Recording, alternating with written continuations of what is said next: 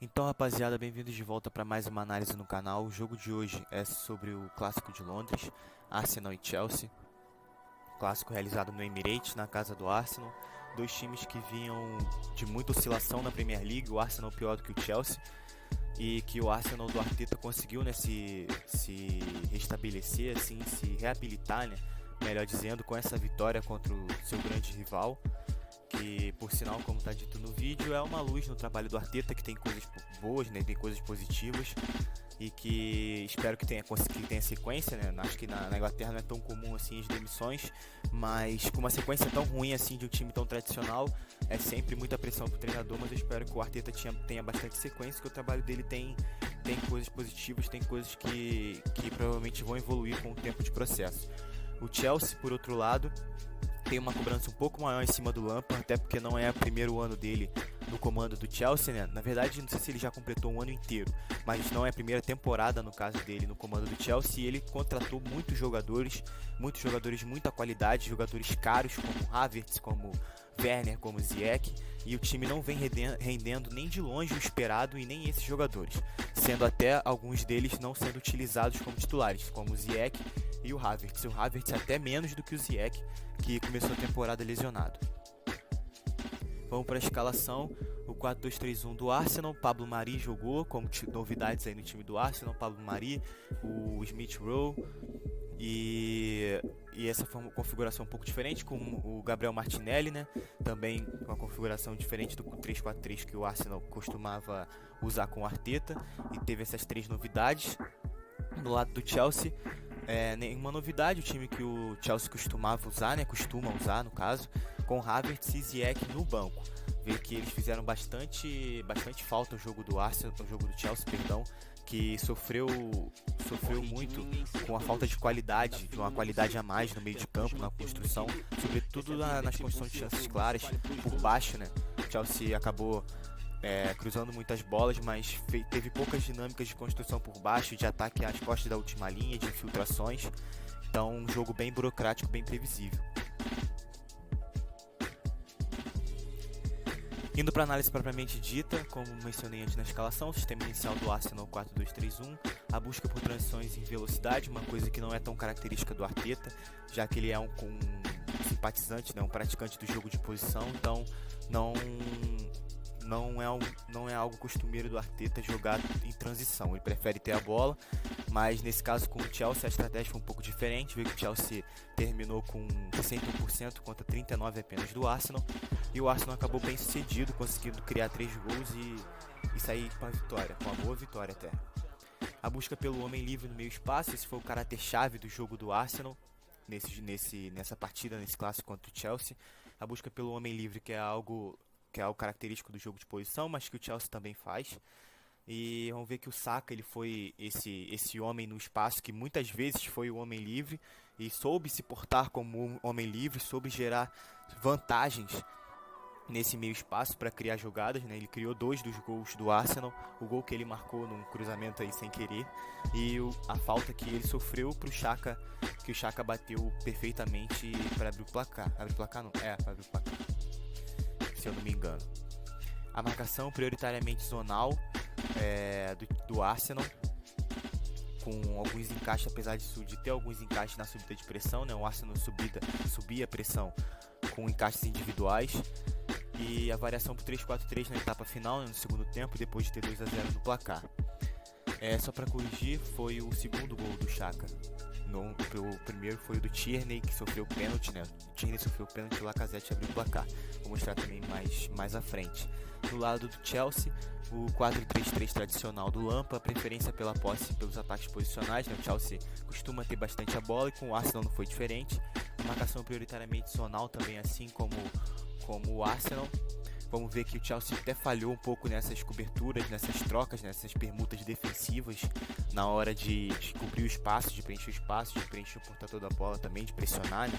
O Chelsea acabou um pouco atrapalhado nessas coberturas e gerou muito espaço pro Arsenal, sobretudo no entre-linhas. A variação para 4-1-4-1 e 4-4-2 sem bola, na organização defensiva, e as dinâmicas para cruzamento também foram um tópico bastante relevante do jogo do Chelsea, no caso com bola. O Chelsea cruzou muitas bolas, apesar de não ter gerado muito volume dentro da área para finalizar. Começando a análise propriamente dita, a saída apoiada do Chelsea. O Chelsea construía com uma saída bem apoiada, sem a saída de 3, né? Tanto o Chelsea quanto o Arsenal não utilizaram a saída de 3. Então a gente vê como era a configuração do time, né? O esquema para construir. O Werner um pouco mais baixo do que o Abraham e o Pulisic. O Kovacic aqui também no entrelinhas. E aqui o duplo pivote, né, se quiser dizer, os dois volantes, Kanté e Mount, para ser esses dois primeiros apoios aqui na saída por dentro. E o Chilwell e o Reece James com o corredor livre para subir e para dar amplitude no momento da primeira fase de construção. Vê que o Chelsea ele colocava muita gente na primeira e na segunda fase de construção, aqui um pouco mais no início, e com isso tinha pouca gente na próxima entrada ao último terço, nessa etapa final aqui, na segunda fase de construção, já próxima à zona de finalização. E aí, vendo isso na prática, aqui o primeiro lance já de dinâmica de terceiro homem e de homem livre que o Chelsea usou para sair da pressão do Arsenal. Vê que o Arsenal pressiona só com 4 jogadores, então tá bem inferioridade numérica aqui. Vê que o Chelsea, se contar com o Mendy, são 8 jogadores aqui nessa primeira fase de construção, contra só 4 do Arsenal. E aqui já marquei para vocês gravarem o Reece James, é o homem livre nessa jogada, e a gente vai ver como a bola vai chegar nele. No momento em que a bola entra no Zouma, rapidamente o Arsenal estabelece aqui os encaixes individuais, até o Xhaka salta a pressão aqui no Kovacic, até para criar mais impedir que o Chelsea tenha tanta superioridade numérica assim, mas dá para ver que mesmo assim o Reece James e o Chilwell têm aqui liberdade para jogar, são os dois homens livres aqui nessa jogada. E aqui a dinâmica de terceiro homem, que nada mais é do que usar um suporte, né, usar um pivô para fazer a bola chegar no homem que você já queria que a bola chegasse no começo da jogada. Por exemplo, o Zouma aqui, ele não tem como dar essa bola direto para o Reece James, porque o Martinelli está fechando essa linha de passe. E aí, como fazer para essa bola chegar no Reece James? O Zouma vai usar o apoio do Kovacic aqui de costas, baixando, e o Kovacic vai fazer a bola chegar no Reece James. Vê que a jogada avança, e é isso que acontece. O Kovacic recebe aqui, baixa, né, para receber, começando esse segundo homem, e ele vai encontrar o Reece James em homem livre, e a partir daqui, como homem livre, né, na verdade, a partir daqui o Chelsea progride. Agora no lado do Arsenal, no modo como o Arsenal construiu, como o Arsenal se organizou ofensivamente, a gente vê também parecido com o Chelsea, a saída apoiada, sem a linha de 3, os dois volantes, Xhaka e Elneny aqui, sendo esses dois apoios, Tierney e Bellerin bem avançados, né? No caso do Chelsea, o Reece James e o Chilwell, eles não ficavam tão avançados assim no momento da construção, eles ficavam um pouco mais baixos para dar apoio, ou às vezes até revezavam entre quem baixava e quem atacava o corredor. No caso do Arsenal, o Bellerin e o Tierney foram um pouco mais, como posso dizer, influentes nesse ataque ao corredor ao mesmo tempo, né, subindo ao mesmo tempo.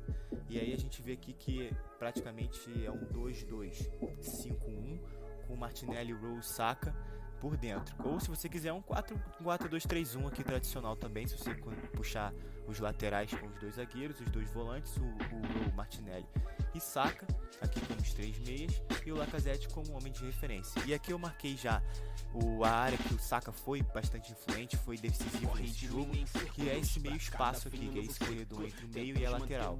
Foi onde o Saka preencheu bastante, tanto subindo para atacar quanto descendo para defender.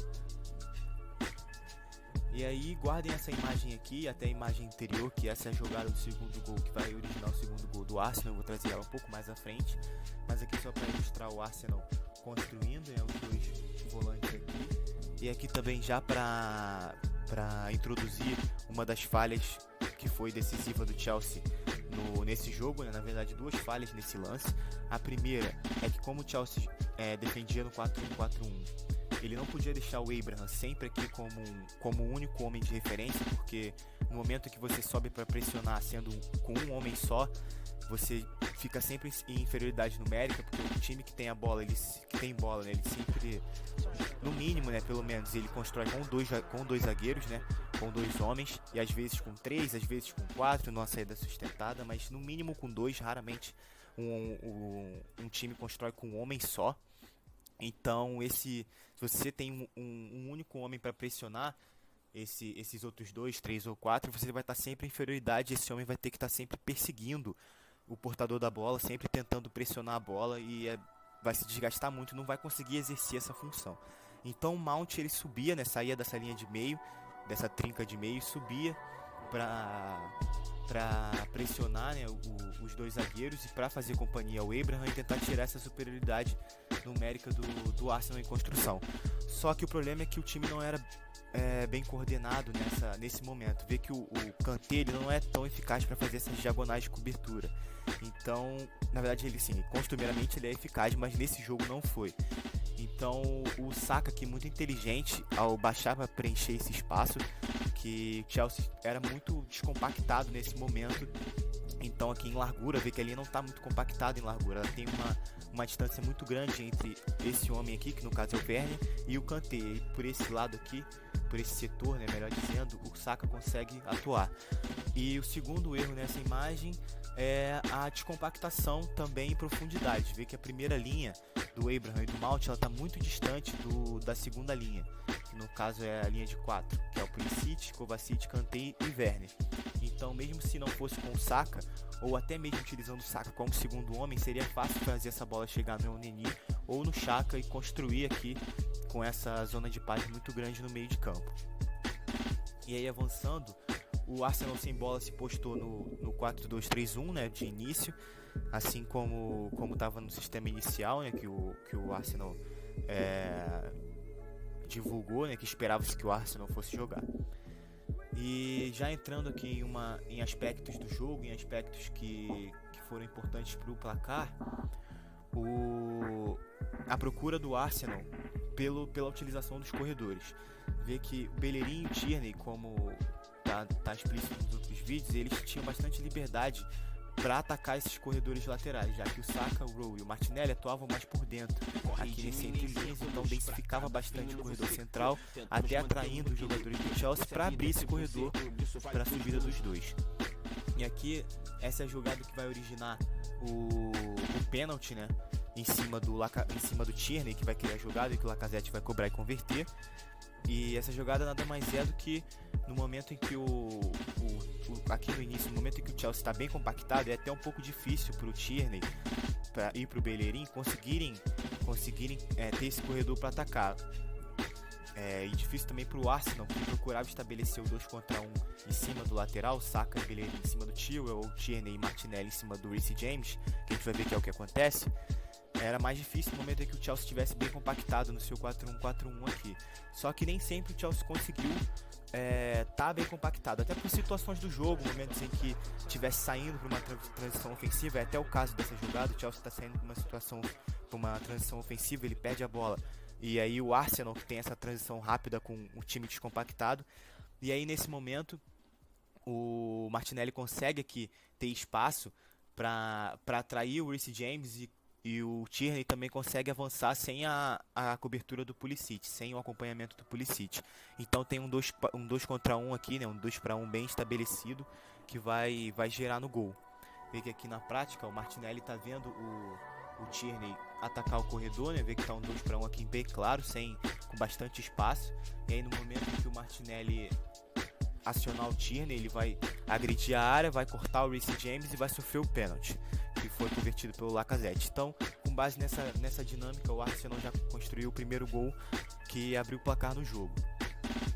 E aí, com 1-1, falei pra vocês guardarem aquela imagem diante do Saka, do Arsenal construindo, porque é bem nela que sai o segundo gol. Com 1-0 no placar, né, o Chelsea procurou sair mais, procurou pressionar mais, e no momento em que pressionou, também continuou bem descompactado, cedendo muito espaço no entrelinhas, e aí com isso o Arsenal conseguiu criar jogadas por aí. E aí aqui nesse momento, é aquela imagem que eu tinha mostrado a vocês, o Abraham e o Mount subindo para acompanhar o Abraham nessa pressão, e o bloco do Chelsea muito descompactado entre a primeira linha de pressão e a segunda. E aí com isso, o Saka vai ter liberdade para jogar. Vê que aqui a bola entra no Saka, que naquela configuração tinha baixado aqui no espaço que o Kanté não estava conseguindo cobrir. E quando o Saka recebe a bola, quem sobe vai pressionar ele? O Thiago Silva, que é zagueiro, que preenche aqui esse corredor. No momento em que o Thiago sobe para cobrir a bola, sobe para pressionar o portador, gera uma série de desequilíbrios. Aqui os desequilíbrios já foram gerados. O Kanté vai até tentar cobrir, mas vamos ver que não vai adiantar, né? Eles vão até se desencontrar e o Chelsea vai gerar espaço. Quando a bola entra no Saka, o Bellerin já está aqui avançado nas costas do Werner, então o Arsenal, se quisesse, também poderia criar aqui um 2-1 ou até um 3-1 ou 3-2 se o Kanté cobrisse, em cima do Chilwell e do próprio Kanté nesse corredor direito. E a gente vê que a jogada avançando, a bola vai entrar justamente no Bellerin, o Kanté vai cobrir o Thiago e o Saka vai dar sequência ao movimento acompanhando a jogada. No momento em que o Bellerin tem bola, o Werner tenta recompor para marcar o Bellerin e o Chilwell também pressiona. No momento que os dois são atraídos e o Kanté está aqui cobrindo, o Thiago, que tinha pressionado anteriormente, ele volta rapidamente para tentar retomar o seu posto e trocar de posição com o Kanté, né? Para essa permuta defensiva, né? De trocar essa permuta que tinha gerado por uma situação de cobertura, e com isso o Kanté deveria voltar para pressionar aqui o Saka e preencher esse espaço aqui no entre linhas. O problema é que nesses segundos, nessa jogada muito rápida, eles acabam nessa confusão de estabelecer quem vai, nessa confusão de troca de posição, né? No momento em que o Thiago vai voltar à posição dele e o Kanté vai destrocar, né? No caso, vai voltar para dele, o Kanté tem segundos aí, o Saka, perdão, tem segundos aí valiosos para conseguir receber essa bola com muito espaço. Vê que até o Smith Rowe aqui tem muito espaço no entre linhas. E aí no momento em que ele recebe, ele vai trazer essa bola para o meio, o Kanté vai diminuir e ele vai sofrer a falta que o Xhaka vai cobrar com maestria e vai fazer um golaço. E aí aqui, para dar continuidade aos espaços que o Chelsea estava dando, né? Vê que na imagem anterior, um aspecto importante também que dá para ver é o Lacazette baixando aqui no entre linhas para também gerar superioridade e ocupar esse setor. E vê que no decorrer do jogo ele é muito atuante baixando nesse espaço. É um jogador muito bom em baixar entre linhas e dar apoio, oferecer apoio frontal. Tem qualidade para ligar o atacante que está entrando. Vê que no momento aqui é até o Xhaka, ele de primeira já vai ligar o Xhaka aqui num passe cavado. Então é um jogador que gera muito jogo baixando no entre linhas e gerando vantagem para o Arsenal. Avançando por outro lado agora, o Chelsea subindo pressão, né? Eu mostrei o Arsenal subindo pressão e o Chelsea subindo ali um bloco um pouco mais médio, mas agora partindo para o Chelsea bloco alto, a gente vê o time do Lampard também subindo por encaixes individuais. E assim como o Arsenal, em alguns momentos com inferioridade numérica. Vê que aqui o Chelsea tem 3, 4, 5 jogadores, enquanto o Arsenal tem 6, se for contar com o Leno tem 7. E nesse momento também, vamos ver aqui uma dinâmica de homem livre do Arsenal, mas nesse primeiro momento, vê que o Xhaka já é o homem livre aqui nesse meio, né, no corredor central, aqui nas costas da primeira linha de pressão. E aqui o que é bem determinante para o desenrolar da jogada é a orientação corporal do Abraham na pressão. Ele aborda o Leno de uma forma, não é a melhor forma de abordar, porque em vez dele talvez ou direcionar perfilar o corpo para a direção, com as costas para a direção do holding, para tampar a linha de passe do Leno com o holding, ele tenta direcionar essa bola, direcionar o passe do Leno para o próprio holding. Ele tenta aqui tapar a linha de passe com o Pablo Mari, sendo que no caso o Kanté já estava encaixado nele. E aí quando a bola entra no holding, ele tem tempo e espaço suficiente para depois achar o Xhaka, que vai se movimentar e receber essa bola aqui nesse corredor, de onde vai sair a dinâmica de terceiro homem. Ele vai ligar com o Lacazette, no caso é uma tabela de início, o Lacazette vai devolver, mas o Xhaka vai conseguir trabalhar aqui e devolver essa bola e passar essa bola para o Bellerin, que depois vai ter corredor para progredir. Então dá para ver que os dois times conseguiram sair das pressões uma dos outros, né? Uma do outro no caso. Os dois times pressionaram alto, muitas vezes com inferioridade numérica, e acabaram sendo mal sucedidos e utilizaram bastante as dinâmicas de terceiro homem para conseguir progredir. E aqui a gente vê que, como eu mencionei anteriormente, o Saka de novo naquele corredor entre o meio e o lateral. Essa por sinal, é a jogada que vai dar no gol do Arsenal, no terceiro gol, né? O Saka, depois de conseguir progredir aqui, conseguir achar a tabela com o Lacazette, que novamente oferece esse apoio importantíssimo no entrelinhas e fazer a bola chegar no Bellerin. O Bellerin vai progredir com espaço, e no momento em que o Chilwell é atraído pelo Bellerin, né? O que infiltra, no caso, o Saka vai servir como opção nesse meio espaço, aqui entre o meio e o corredor lateral, né? E ele vai receber essa bola novamente com espaço e tempo. Vê que o Kanté até tenta aqui diminuir, mas não é suficiente. Ele consegue bater na bola e acaba dando sorte numa jogada que ele ia tentar o cruzamento, até que o Arsenal tinha menos jogadores do que o Chelsea dentro da área, mas ele acaba dando sorte e essa bola acaba entrando aqui no lado oposto da baliza, que o Mendy até não conseguiu ter reação para defender. Com o 3-0, o Arsenal já começou a variar o seu sistema, a voltar para o 3-4-3, que o Arteta gosta tanto, para poder se defender no 5-4-1 em bloco baixo, no momento em que o Chelsea viesse a atacar, viesse a pressionar, tendo em vista que o Arsenal já tinha construído uma bela vantagem, né, para alguns até goleado 3-0, então o Arsenal pôde variar o seu sistema para se proteger melhor. E aqui a gente vai ver que o Chelsea com bola, né, ele vai tentar muito na imposição, muito nas dinâmicas para cruzamento, nas bolas alçadas, para conseguir furar o bloqueio do Arsenal, a marcação do Arsenal, mas no entanto não vai ser bem sucedido.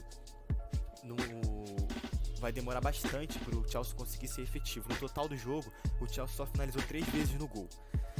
Então foi uma partida bem aquém do Chelsea em dinâmicas ofensivas, em criação, né, de situações claras.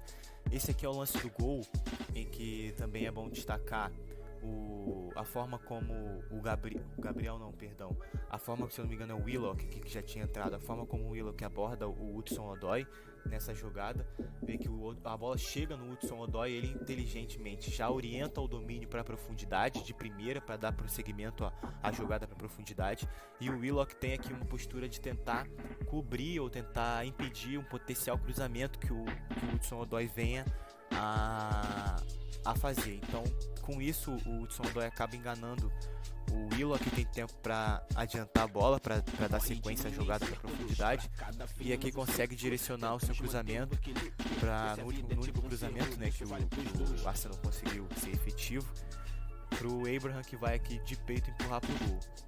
E aqui também o detalhe do Abraham nesse gol, vê que ele é um jogador que joga bem com contato, né? O Abraham se sente confortável com contato, apesar de ele não ser assim tão robusto, assim, tão forte, tão corpulento como centroavante, mas ele é alto, tem um bom jogo de proteção, de imposição física, então ele acaba ali se protegendo e ao mesmo tempo segurando o Bellerin, sabe? Quando você bota a mão no seu adversário, tá aqui para saber onde ele tá e assim segurar ele ali, fixar ele, né, melhor dizendo, às suas costas e impedir que ele consiga te bloquear. E aí, no caso, essa fixação também vai dar condição pro Abraham na jogada, que acabou até indo pro VAR, e esse pé do Bellerin um pouco mais à frente vai dar condição pro Abraham diminuir. E aqui eu trouxe algumas estatísticas do jogo para mostrar o quanto o Chelsea alçou bolas na área e efetuou cruzamentos. Vê que aqui o Arsenal está no lado aqui verde, preenchido aqui com verde, nesse lado esquerdo, e o Chelsea em azul. Olha a quantidade de cruzamentos que o Chelsea efetuou na partida. Foram 34 ao longo de todo o jogo, e 8 foram certos, foi 24%. Nem é um índice tão baixo assim, mas a maioria dos cruzamentos que foram certos também não geraram muito perigo. Geralmente eles acabaram sendo rebatidos, sendo travados no caso, então não chegaram a levar perigo à baliza defendida pelo Leno. E aqui é a síntese do tópico importante para o jogo do Chelsea nessa partida, que foi essa criação demasiada de cruzamentos, essa utilização, acho que até exaustiva, né, das dinâmicas de cruzamento. E aqui, ilustrando elas mais um pouco, o Chelsea usou muito essa dinâmica para poder cruzar, que era rodar a bola, né, circular a bola rápido para fazer ela chegar no lateral. No momento que ela chegasse para o lateral, teria um ponto infiltrando, no caso o Pulisic infiltrando para receber essa bola em profundidade e fazer o cruzamento, ou um dos meias se aproximando aqui ao Reece James, dando apoio, aqui pegando essa jogada de frente para receber essa bola e tentar o cruzamento antecipado, né? Ou o cruzamento dos 3/4, se vocês quiserem nomear de uma forma diferente. Mas no caso era sempre, ou na grande maioria das vezes, essa dinâmica, ou o cruzamento com a infiltração do ponta, ou até o Reece James mesmo dando procedimento à jogada e ele mesmo cruzando, ou o meia que se aproximava aqui para receber essa bola no pé e fazer o cruzamento antecipado para a entrada de alguém dentro da área. E o Chelsea não foi muito bem sucedido usando essa dinâmica. E aí é isso, em suma o jogo foi esse, até para elucidar, porque o Chelsea até conseguiu, no caso, um pênalti que foi desperdiçado, o Leno conseguiu defender, e é até nessa jogada que eu separei, quase deixei passar batido, né? Eu separei essa jogada que foi a jogada do pênalti. O Pulisic vai arrastar, no caso, o Mari aqui, que vai tentar fazer a cobertura, e aí a bola vai entrar no Jorginho. Quando a bola entra no Jorginho, ele cruza, e se eu não me engano o Havertz aqui domina e consegue se adiantar em cima do Pablo Mari, que dá o bote errado e comete o pênalti, que depois vai ser desperdiçado pelo próprio Jorginho. E aí, em suma, foi isso, a análise do jogo em si foi essa. Dois times bastante oscilantes, mas o Arsenal bem melhor, bem mais consistente, bem mais sólido e bem mais organizado dentro da sua proposta de jogo, dentro da sua estratégia de jogo, tanto com bola quanto sem bola. E aqui eu trouxe os dois jogadores representativos aí do que foram o jogo dos dois times, jogadores assim destaques, o Saka pelo lado positivo e o Werner pelo lado negativo. E que o Werner eles ocupam até uma faixa um pouco parecida do campo. O Saka também foi esse meia, né, ou esse ponta. No caso, o Saka foi mais meia do que o Werner, que foi um jogador um pouco mais avançado.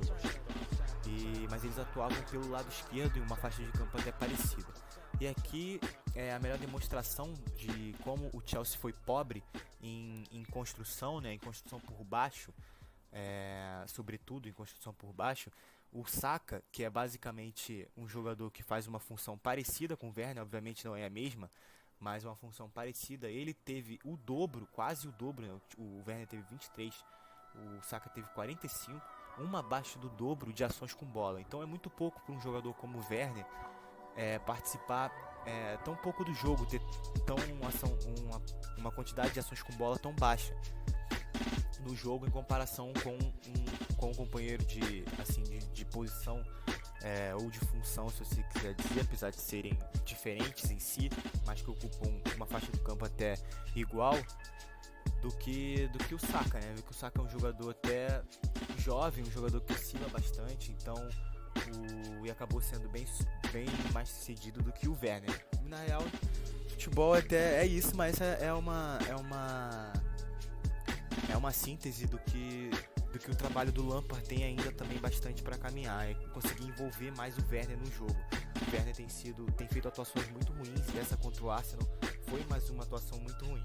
Vê que em comparação aqui ele até teve um passe decisivo, o Saka não teve nenhum, mas o Saka fez o seu gol e criou outros gols do Arsenal, enquanto ele não criou praticamente nada, nem sequer finalizou ao gol, tendo apenas uma finalização né, no jogo. E para terminar, o mapa de calor do Saka, vê como eu falei no começo do vídeo, vê que ele atua bastante por esse corredor aqui entre o meio e a lateral, nesse meio espaço, né, que é o que chamam de meio espaço.